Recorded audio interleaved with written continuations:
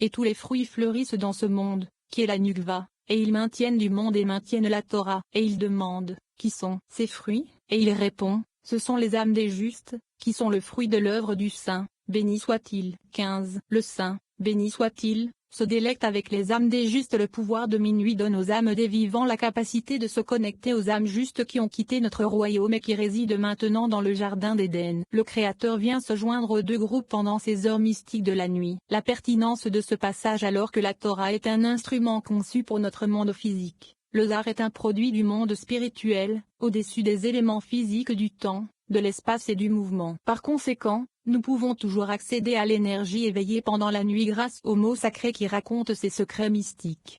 130. C'est pour cela que, parce que les âmes sont le fruit du bricolage du Saint, béni soit-il, chaque nuit, les âmes des justes montent au jardin d'Éden. Et à minuit, le Saint, béni soit-il, vient dans le jardin d'Éden pour se délecter avec eux. Avec eux qui se délecte-t-il? Est-ce avec les âmes des vivants ou des défunts? Rabbi Ozi répond, avec eux tous, avec ceux qui habitent dans le monde de la vérité et avec ceux qui habitent dans ce monde. C'est avec eux tous que le Saint, béni soit-il, trouve son plaisir à minuit dans le jardin d'Éden. 131. Venez et voyez, le monde supérieur a besoin d'être éveillé par le monde inférieur. Lorsque les âmes des justes quittent ce monde et s'élèvent vers le jardin d'Éden, elles sont toutes revêtues de la lumière céleste, d'une figure splendide. Et le Saint, béni soit-il, se réjouit d'elles et les désire car elles sont le fruit de son œuvre. C'est pourquoi les Israéliens sont appelés enfants du Saint, béni soit-il, car ils ont acquis des âmes saintes. Comme il est écrit, vous êtes les enfants d'Hachem votre Elohim. Devarim 14. Parce que les âmes sont définitivement les enfants, le fruit de son œuvre. 132. Rabbi Ilza a dit, vous dites qu'ils se délectent même avec les âmes de ce monde. Comment cela est-il possible? Il répondit, parce qu'à minuit,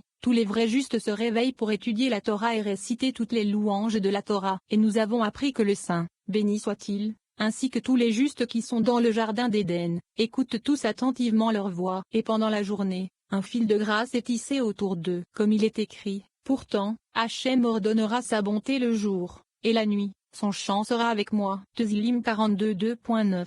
À cause du chant de la nuit, il mérite société anonyme bonté pendant le jour. 133. C'est pourquoi les louanges qui s'élèvent devant le Saint, béni soit-il, la nuit, sont les plus complètes. Venez et regardez, lorsque les Israéliens étaient enfermés dans leur maison, pendant que le Saint, béni soit-il, tuait les premiers-nés des Égyptiens, il récitait ses louanges et ses psaumes devant le Saint, béni soit-il.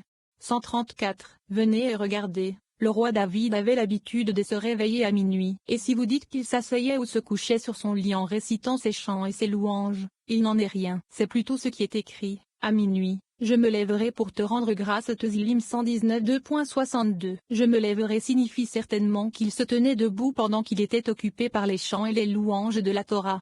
135. Et à cause de cela, parce qu'il a écouté les chants et les louanges de la Torah, le roi David vit pour toujours. Même pendant les jours du roi Makshia, il reste le roi. Car nous avons appris que si Makshia vient d'entre les vivants, son nom sera David. Et s'il est issu des âmes ressuscitées des défunts, David sera son nom. Et il éveillera l'aube avant son arrivée. Il est écrit, réveille-toi, ma gloire, réveille la harpe et la lyre. Je réveillerai l'aurore. Tzilim 57 2.9. Parce qu'il s'éloignera toujours pour étudier la Torah avant l'aube. 16. Et Hachem a tourmenté Pharaon. Lorsque le Zohar raconte l'histoire de l'enlèvement et de la tentative de viol de Sarah par le roi d'Égypte, nous apprenons que les anges l'ont protégé de ses avances amorales. De plus, il est révélé que l'histoire de la Torah du voyage d'Abraham en terre d'Égypte est une métaphore de la lutte contre les plus hauts degrés de négativité et les plus forts désirs égoïstes inhérents à notre nature. Contrairement à Adam et Noé, qui furent séduits par le serpent et succombèrent à la tentation, Abraham affronta et surmonta les plus grandes épreuves de la nature humaine. La pertinence de ce passage, l'action positive et la force spirituelle d'Abraham ont ouvert une fenêtre cosmique pour toute l'humanité. Ces mots ouvrent cette fenêtre dans nos propres vies, permettant à la puissance et à l'énergie d'Abraham d'entrer.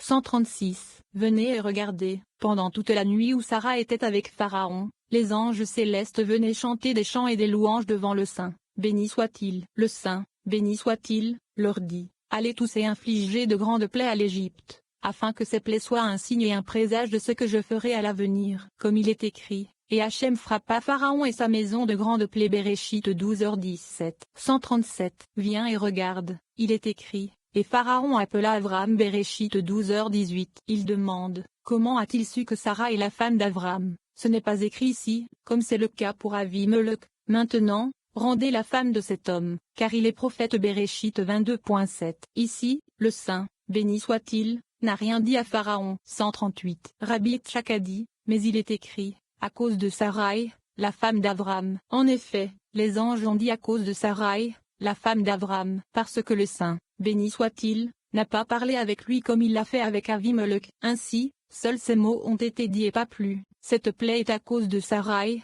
la femme d'Avram. Et même cela n'a pas été dit par le saint, béni soit-il, mais par les anges qui l'ont frappé. Et alors il savait qu'elle était la femme d'Abraham, ainsi il est écrit. Et Pharaon appela Avram. 139. Et Pharaon donna des ordres à ses hommes à son sujet. Il demande, pourquoi a-t-il fait cela? Et il répond, pour que personne ne s'approche d'eux et ne leur fasse du mal. Et ils le firent partir signifie qu'ils préparèrent une escorte, pour l'accompagner à travers l'Égypte. Le saint, béni soit-il, dit à Pharaon, voici ce que tu feras à l'avenir à ces enfants, tu les escorteras hors de ton pays, comme il est écrit. Et il arriva que Pharaon laissa partir le peuple Shemo 13h17, moins ce qui signifie qu'il les escorta dans tout son pays. 140. Rabbi Abba demanda, pourquoi cela est-il arrivé à Abraham? Pour quelle raison devait-il passer par tout cela? Et il répond, afin qu'Abraham et Sarah atteignent une grande renommée aux yeux du monde, pour que, même en Égypte, où se trouvent les plus grands magiciens dont personne ne peut être sauvé,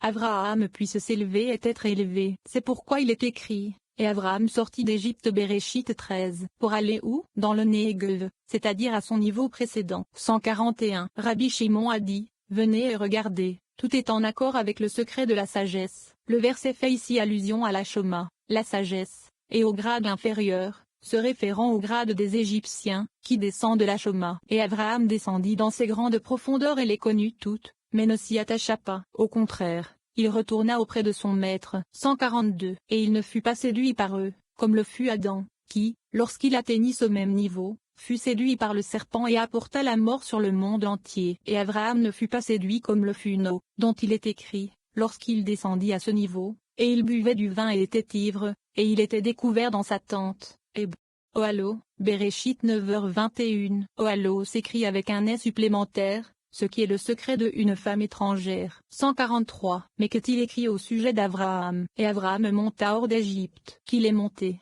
et non descendu, et qu'il est retourné à sa place, au grade supérieur auquel il était précédemment attaché. Cette action est révélatrice de la sagesse. Il a mérité d'atteindre la pleine perfection parce qu'il n'a pas été séduit par les Égyptiens, au contraire, il est resté entièrement inébranlable et est retourné à sa place. Le Neg signifie le sud, de Zer en pain. C'est le grade supérieur auquel il s'est d'abord attaché, comme il est écrit, et Abraham voyagea, allant toujours vers le Neg. Béréchit 12:2.9. Donc ici aussi, vers le Neg signifie vers le grade auquel il s'était précédemment attaché. 144. Venez et découvrez le secret de cette affaire. Si Abraham n'était pas descendu en Égypte et n'avait pas été purifié, son destin n'aurait pas été attaché au saint, béni soit-il. Et la même chose est arrivée à ses enfants, lorsque le saint, béni soit-il, a voulu les réunir en une seule nation, une nation parfaite et complète, et les rapprocher de lui. S'il n'était pas d'abord allé en Égypte et n'avait pas été purifié, il ne serait pas devenu sa seule nation. 145. De même, si la terre sainte n'avait pas été donnée d'abord aux Canaanites et s'il n'avait pas régné sur elle, cette terre n'aurait pas été destinée à devenir la part et le lot du saint, béni soit-il. C'est le même secret. 17. De mon âme, je t'ai désiré dans la nuit. D'anciens mystères relatifs aux activités de l'âme pendant la nuit sont dévoilés par le Zohar. Pendant le sommeil, les personnes qui ont fait une tentative sincère de croissance spirituelle et de changement positif pendant la journée voient leur âme s'élever au plus haut des sommets dans l'atmosphère spirituelle de la nuit. Ces âmes bénéficient d'une fenêtre à travers laquelle elles peuvent percevoir l'avenir. À l'inverse, ceux qui restent spirituellement complaisants, qui ne se soucient pas des actes positifs et de la croissance spirituelle, voient leur âme s'élever, mais sont immédiatement engloutis par les forces négatives. La pertinence de ce passage lorsque nous nous réveillons le matin, si notre âme s'est élevée à de grandes hauteurs pendant la nuit, notre sens de l'intuition et de la prévoyance est fortement accru. Nous prenons les bonnes décisions car nous sommes guidés par notre intuition. En revanche, si notre âme est enveloppée par des forces négatives, ces entités lui murmurent des mensonges et lui disent des faussetés. Ces paroles de tromperie déforment la réalité d'une personne pendant la journée, de sorte que la vie apparaît encore plus confuse, plus chaotique. Nous nous retrouvons au mauvais endroit au mauvais moment. Nos pensées, nos idées et nos décisions nous conduisent sur le mauvais chemin. Les versets du Zohar peuvent nous aider à utiliser notre sommeil comme un outil puissant qui peut aider notre âme à s'élever à de grandes hauteurs pendant la nuit. 146. Rabbi Shimon marchait le long du chemin, accompagné de son fils, Rabbi Elazar, Rabbi Abba et Rabbi Yehuda. Alors qu'il marchait, Rabbi Shimon dit: Je suis étonné que les gens de ce monde ne prêtent pas attention aux paroles de la Torah ou à la compréhension de la raison de leur propre existence dans le monde. Il a ouvert la discussion en disant: De mon âme, Eb. Nefej, je t'ai désiré dans la nuit, de mon esprit, Eb. Rua, en moi, je te chercherai de bonne heure. Yeshaïa 26 2.9. Ce verset a déjà été expliqué. Mais regardez bien, lorsqu'une personne va se coucher, son nefej s'en va et monte en haut. Et si tu dis qu'ils montent tous en haut, par rapport aux autres degrés, Rua et Neshama, ce n'est pas le cas, car tous ne voient pas le visage du roi. Seul le nefej s'élève, laissant une impression, sous forme de vie minimale pour le cœur, avec le corps. 147. Lorsque le nefej quitte le corps et souhaite s'élever, il y a de nombreux degrés à gravir. Il erre et rencontre des clipots, des lumières d'impureté. Si le nefej est pur et n'a pas été souillé avec le corps pendant la journée, alors il s'élève vers le haut. Mais s'il est impur, il est souillé parmi les clipots qui s'y accrochent et ne montent pas plus haut. 148. Et là, parmi les clipots, ils informent le nefej des événements futurs, et le nefej s'accroche à eux. Parfois, il se moque du nefej et lui raconte des mensonges. Ainsi, de cette manière, il erre toute la nuit jusqu'à ce que la personne se réveille. Alors le nefej retourne à sa place dans le corps. Heureux les justes que le Saint, béni soit-il, leur révèle ses secrets dans leurs rêves, afin qu'ils puissent se protéger du jugement. Malheur aux méchants qui se souillent et souillent leur nefej. 149. Venez et regardez. Quant à ceux qui ne se sont pas souillés pendant la journée, lorsqu'ils se couchent pour dormir, le nefej se lève. Au début, il entre parmi tous les grades de la clipo, mais ensuite il s'élève au-dessus d'eux et ne s'y attache pas. Il continue à errer et à grimper, jusqu'à ce qu'il atteigne son propre grade. 150. Le nefej qui mérite de monter haut se présente devant le roi et s'accroche passionnément au désir d'être vu, de constater l'agrément du roi et de visiter son palais. Une telle personne aura toujours une part dans le monde à venir. 151. C'est le nefej qui aspire à atteindre le Saint, béni soit-il, et qui ne s'attache pas à d'autres sortes de lumière. Il suit son propre genre sacré et cherche l'endroit d'où il est venu, le secret de la Nukva, d'où il est tiré et provient. C'est pourquoi il est écrit, Je t'ai désiré de toute mon âme, nefej, dans la nuit, afin de te poursuivre, de t'adorer, et de ne pas être tenté par les autres idolâtries. 18. Nefej, Rua, et Neshama. L'âme humaine comporte 3 niveaux, nefej, niveau le plus bas, Rua, niveau moyen, et Neshama, niveau le plus élevé des 3. Il existe un processus qu'un être humain doit suivre tout au long de la journée afin de s'élever du niveau le plus bas au niveau le plus élevé. Ce processus commence par des actes spirituels positifs. Selon le Zohar, les actes spirituels sont des actions qui contribuent à un changement radical de notre caractère. Lorsque nous nous alignons avec des personnes négatives et des situations chaotiques dans la vie, nous déclenchons en nous des réactions égocentriques. Un acte spirituel, c'est lorsque nous nous élevons au-dessus de ce pouvoir d'impulsion et que nous modifions nos réponses émotionnelles et comportementales. La pertinence de ce passage, atteindre des niveaux supérieurs de croissance et faire évoluer notre propre âme est notre but ultime dans la vie, et la force et l'inspiration pour s'efforcer d'atteindre ces niveaux supérieurs nous viennent à travers les lettres qui composent ce passage.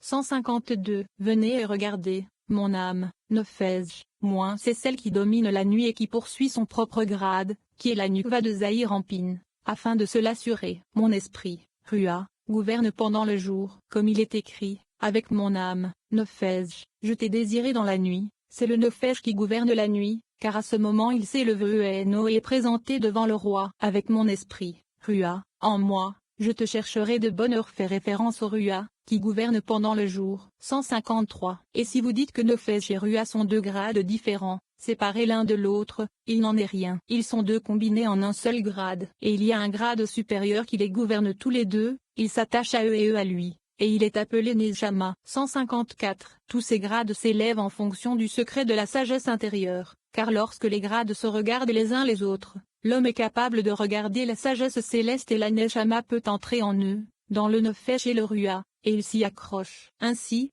lorsque le Neshama gouverne, alors l'homme est appelé saint, perfectionné dans tous les sens et est entièrement dévoué au Saint, béni soit-il. 155. Le nefej se réveille par le bas, ce qui signifie qu'il est le plus bas des lumières nefej, Rua, et Nejama, parce qu'il est le plus proche du corps et le nourrit.